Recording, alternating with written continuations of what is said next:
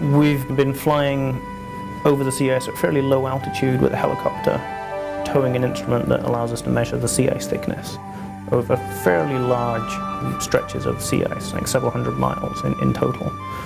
We do that to be able to look at how thick the ice is on average, but we also look for the thickest ice we can find to look at how that's changing, and so that we can better understand it as a potential hazard that sea ice might pose.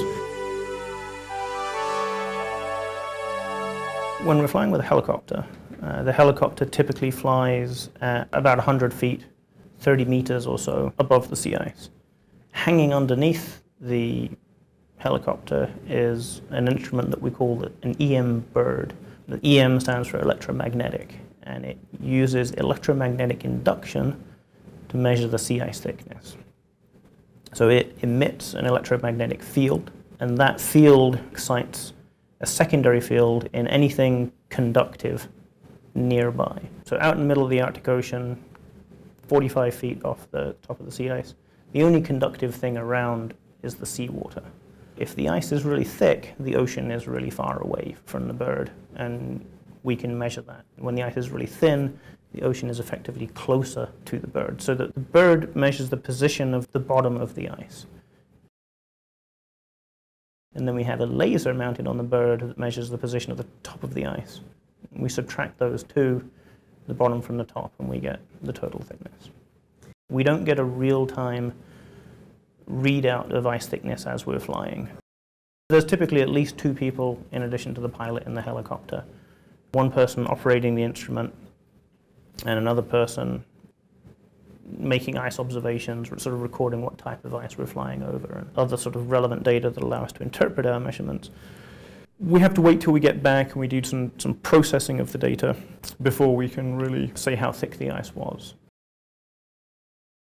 I've been in the co-pilot seat doing the ice observations now for 5 years, and during that time, particularly in the last couple of years, we found it quite hard to find the older multi-year ice that is generally the thicker ice out there. And that's something we expect probably to become more common, is that flying north from Barrow, you have to fly farther and often outside the range of a helicopter to be able to find the older, thicker ice. So our measurements have included more seasonal first-year ice.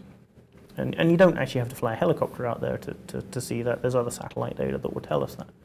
But our measurements, because they give us thickness as well, they allow us to look at changes, interannual variability in the thickness of the first-year ice. And we haven't seen the thickness of the first-year ice change substantially. What we have seen is not only are we finding less of this older multi-year ice, it's not quite as thick as we expect it to be. If you go back 10 years ago and you'd have asked, okay, how thick is the really old ice that passes by Barrow, you might have said, well, 4 or 5 meters thick.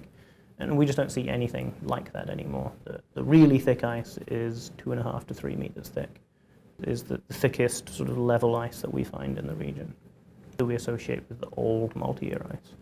We've been looking for changes over time, but we've also just been trying to better characterize the ice and understand these extreme ice thicknesses and the risks they pose for shipping and engineered structures in the offshore region.